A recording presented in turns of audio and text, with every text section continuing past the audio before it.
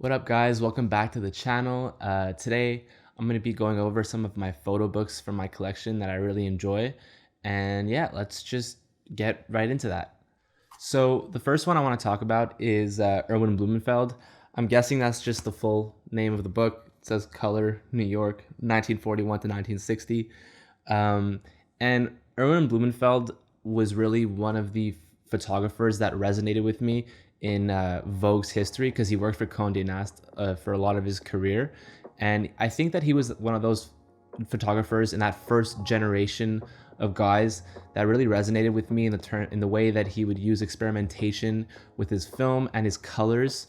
So yeah, there's not much more to say about it right now because it's just a quick overview.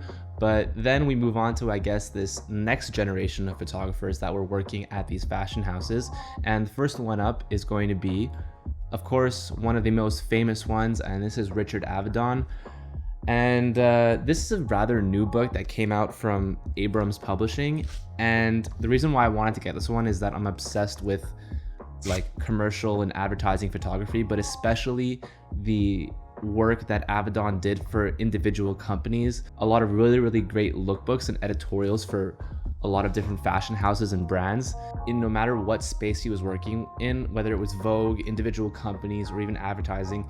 He always found a way to make it super interesting. One thing to look out in his photographs is his use of motion and the way that he photographs his subjects. There always seems to be a sort of energy that you can feel in the photo. The next book is by a photographer that I really like, who was in the same vein as guys like Richard Avedon and Irving Penn, but because of complications later in his career, he sort of dropped out of sight. He ended up making a resurgence later on in his career, but ultimately he didn't reach the exact heights that he used to be at.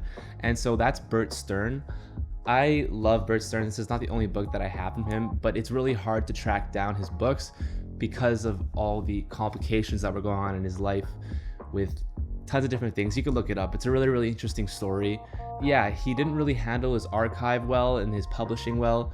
So a lot of what you're going to find from him is just a photo shoot that he had with Marilyn Monroe before she passed away. And that's really where he made a lot of his money, was reprinting those images. But this is one of the only books that I could find of his other images. And this book, I ended up finding it at Strand's in New York, and it was like the only copy there. And even when I went back a couple times after, I never found another Bert Stern book. So I'm really happy to have this book. What was really cool about this book is the introduction in the beginning, how it talks about his career and in life, because it's really hard to find that information outside of like one documentary and I guess his other book with Marilyn Monroe. So the next book on this showcase is actually a book from Louis Vuitton Publishing, and it's a book that's part of a series where they showcase different places around the world, and they contract a photographer to go out and take pictures of that area. So this one is the French Riviera. Why did I get the French Riviera? It's because I was traveling in the summer with my girlfriend and we visited the south of France, and we absolutely fell in love with the place. So when I saw this book in the Louis Vuitton store when we were visiting, I thought it would be a great thing to pick up.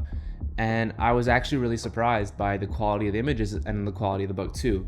I'm a really big fan of how they made the cover. Sort of has like a canvas feel, and then they impose a glossy printed image on top. This sort of goes through all the books in the series. They have the same vibe, all different colors. So if you have all of them, it looks great on your shelf.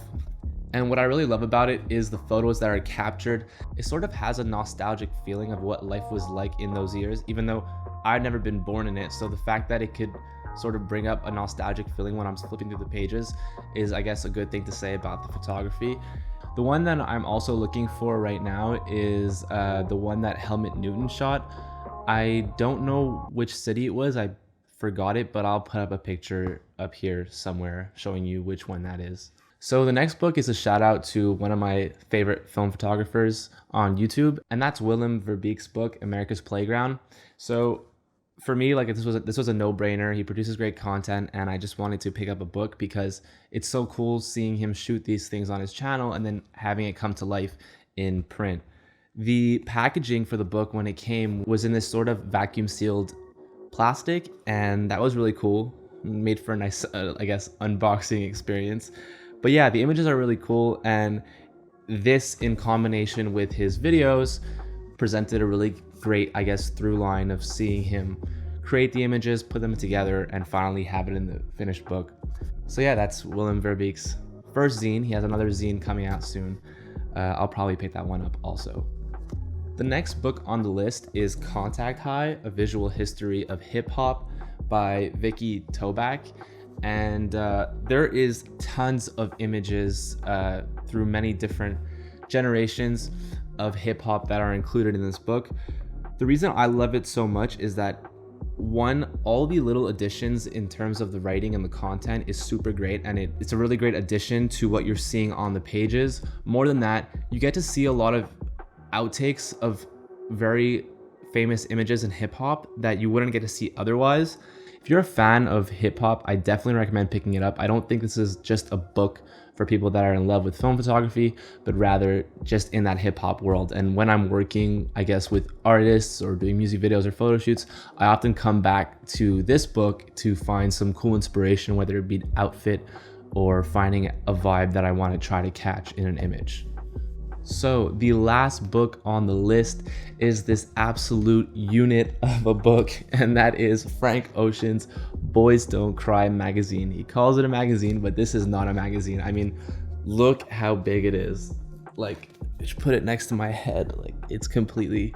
This book came out around the time that Blonde did, and initially it was being given out in a couple different cities. So for a while, it was, I guess, like one of the holy grails of music memorabilia, especially coming from Frank Ocean, who was a total recluse for, I guess, much of his career now. This was a magazine that I really, really, really wanted. And luckily, my amazing girlfriend was able to buy it for me for my birthday.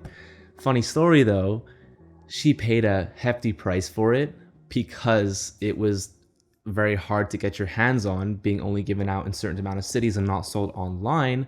A couple months after she had got it on resale, all of a sudden, Frank decided to do a reissue of it all over again for a much, much smaller price than my girlfriend had bought it for. So it does suck for her, and I feel bad for her, but it's the thought that counts, and I'm gonna keep this forever.